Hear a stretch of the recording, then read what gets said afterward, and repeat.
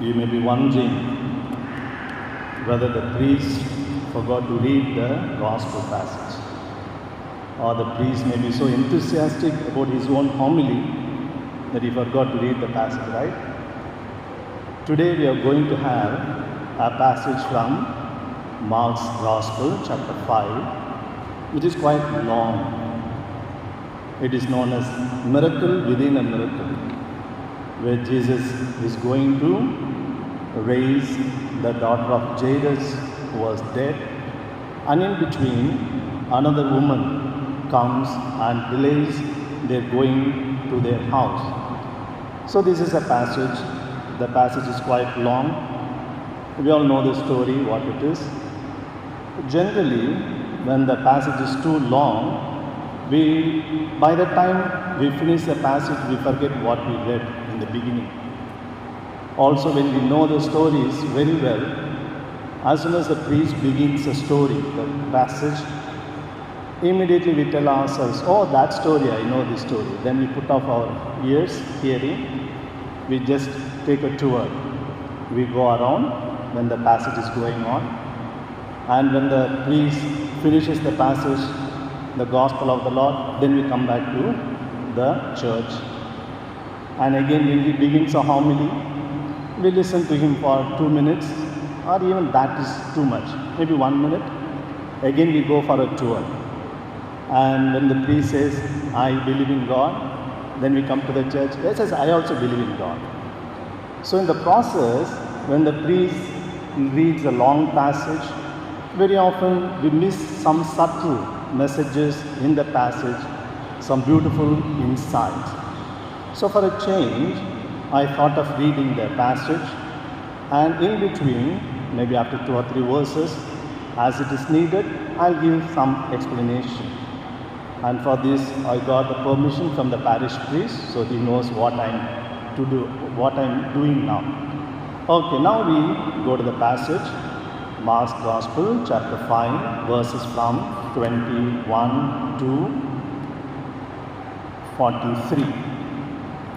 When Jesus had crossed again in the boat to the other side, a great crowd gathered around him, and he was by the sea. Then one of the leaders of the synagogue, named Jairus, came, and when he saw Jesus, fell at his feet and begged him repeatedly, My little daughter is at the point of death.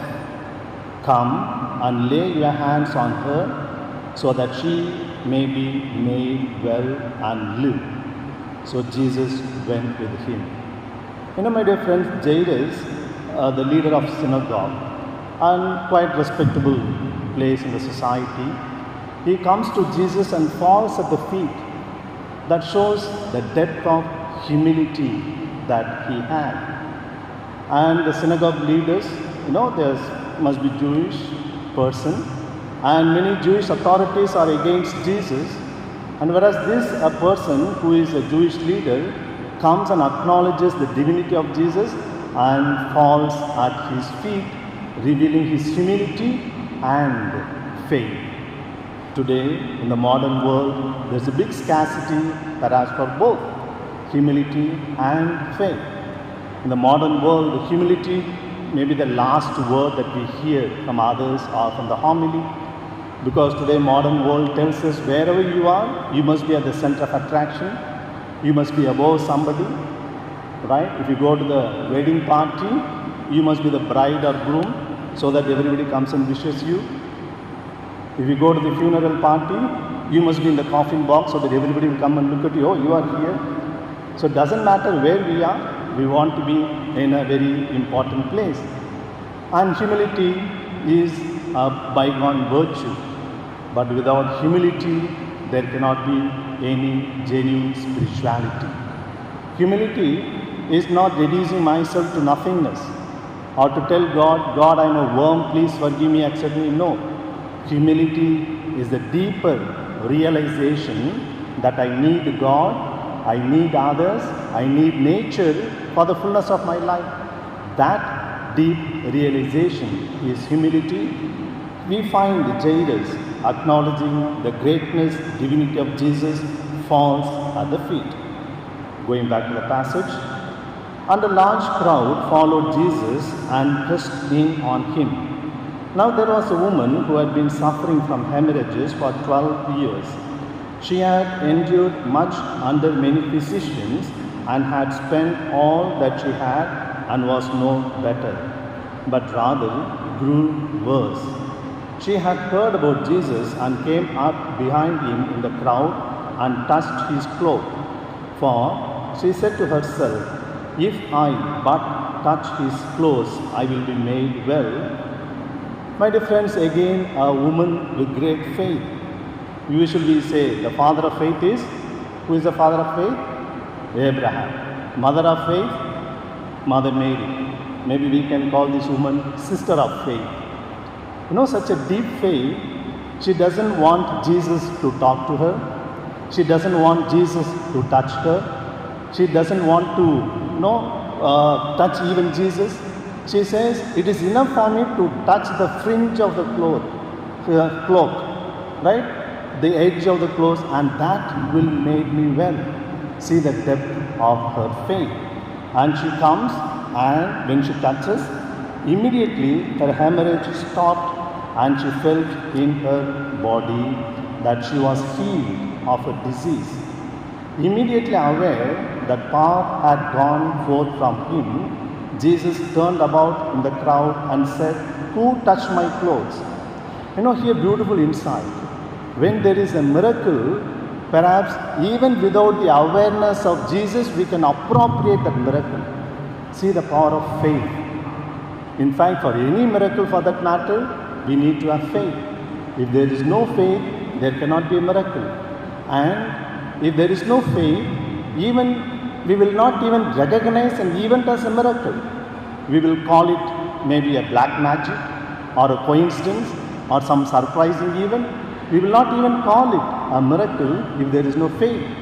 And here the power of faith comes so very deeply that even without the awareness of Jesus, the miracle has taken place. And that is why we find after he realized that some power left from him, he was asking, "Who touched me?"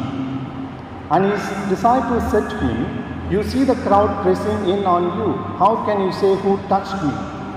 The disciples must be really little irritated also. Such a big crowd falling on you, pushing and jostling one against one another. And you are asking this question, "Who touched me?" Many are touching, many are falling on you. But Jesus knows the difference of the touch of the others and the touch of the woman. He looked all around to see who had done it. But the woman, knowing what had happened to her, came in fear and trembling, fell down before him and told him the whole truth.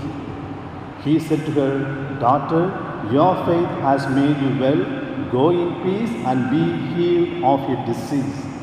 My dear friends, Jesus gives back the credit of healing to her.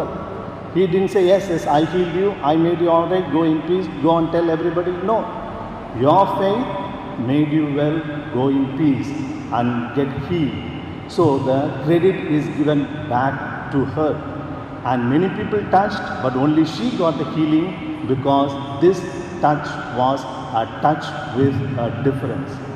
Oftentimes, many people go to shrines, many people go for mass, many people do all spiritual exercise.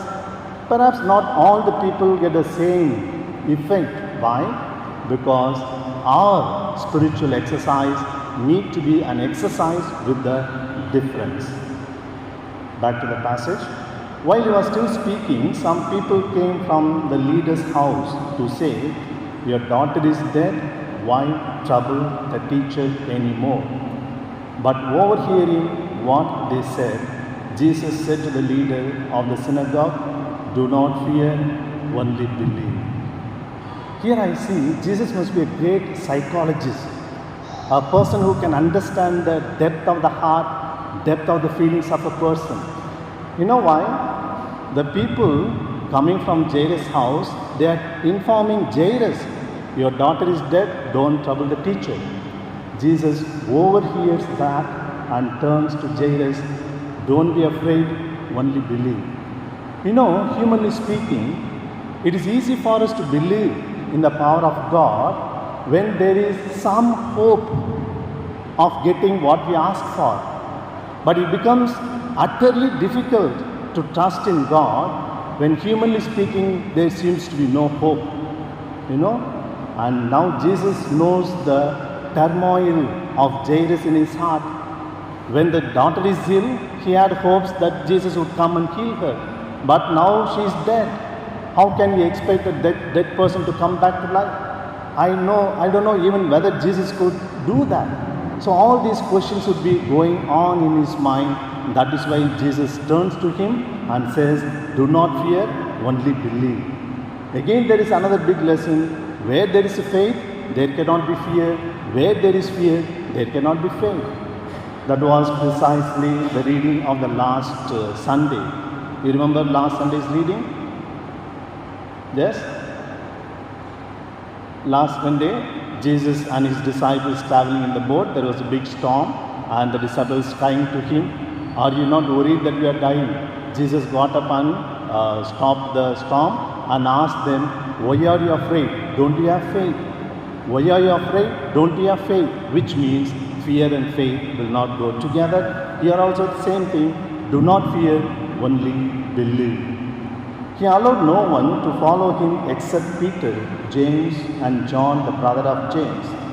When they came to the house of the leader, the synagogue, he saw a commotion, people weeping and wailing loudly. When he had entered, he said to them, why do you make a commotion and weep? The child is not dead, but sleeping.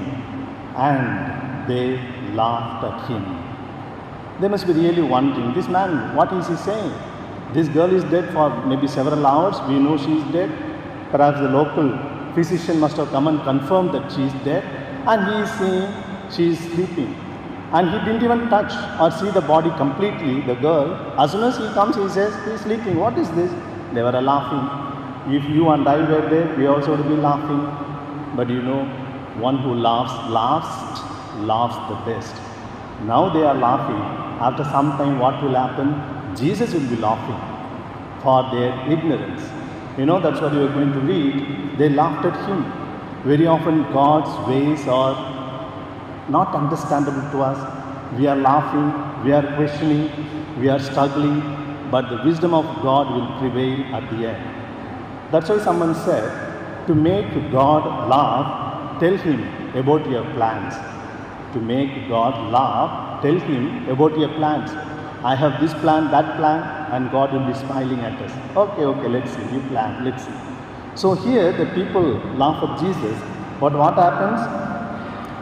They laughed at him. Then he put them all outside and took the child's father and mother and those who were with him and went in where the child was. He took her by hand and said to her, Talitha kum, which means, little girl, get up. We need to be raised, all of us, from something or the other which is against God's will. We may not be dead physically, but spiritually, psychologically we are dead oftentimes, either because of our own reasons or because of the circumstances from outside. We are spiritually dead and we need Jesus to touch us and to tell us, rise, come up back to life. We need to come back to life because the spiritual death is much worse than the physical death. Physical death, we are going to die only once, right? At the end of the day, end of our life. We do not know when it's going to happen. Even that also, every moment we experience death in our lives. The breath that we take in is a sign of life. The breath that we take out is a sign of death. The last breath that we will be taking out, that's it. We will not be alive to take the breath in again. That is a death. So every moment we experience life and death, right? That's why when we go to sleep, it's the temporary death, they say. As death is a permanent sleep, sleep is a temporary death. Anyway, but apart from the physical death, spiritual death is very common. It can happen several times in a day. Whenever we lose meaning in life, whenever we lose hope in life, we are spiritually dead.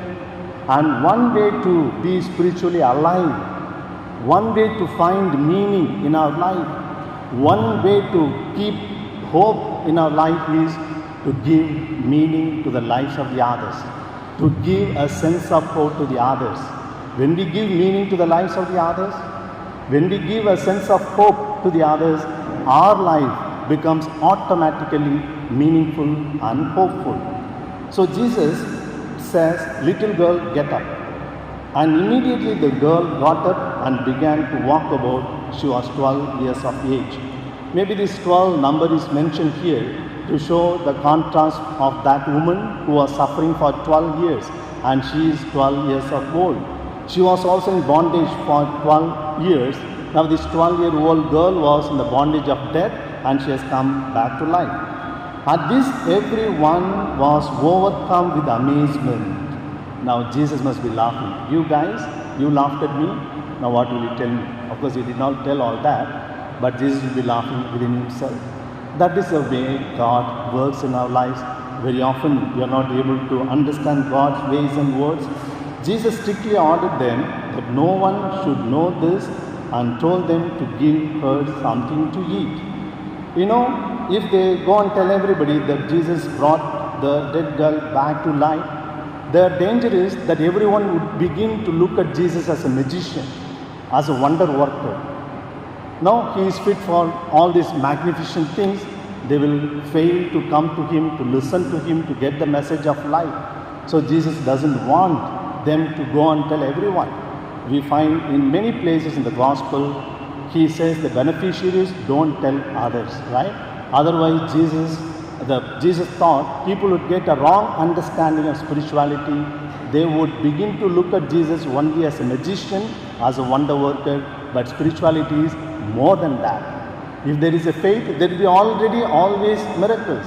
If the people get it wrongly, only miracles lead to faith. That's not the real spirituality. And that's why Jesus tells them not to tell anyone. And beautiful thing, she tells them to give her something to eat. How practical he is. Jesus did not spend time in lifting up his collar and glorifying himself, or come on, let's sing a glory. No. He says, give something to her to eat, maybe for several hours, or even before that in sickness, several days, she would not have eaten. He tells them to give her something to eat. That shows how Jesus is practically concerned about us. It's not that Jesus is worried only about our soul, only about our spiritual life. No, Jesus is interested in our holistic life, my dear friends. Thank God the passage is over, right? So my homily is also over.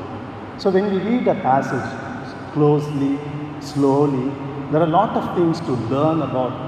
Very often, when a priest gives a homily, he gives from his own experiences and reflections. But when we read the gospel in our own leisure time, slowly, quietly, the Holy Spirit is ready and willing to reveal many more things in our lives, many more lessons for our lives. I would suggest anyway, this week you take this passage, Mark's Gospel, chapter 5, verses from 21 again, and read closely, and God will give you more insights, more lessons, more blessings that we need for our daily life, my dear friends.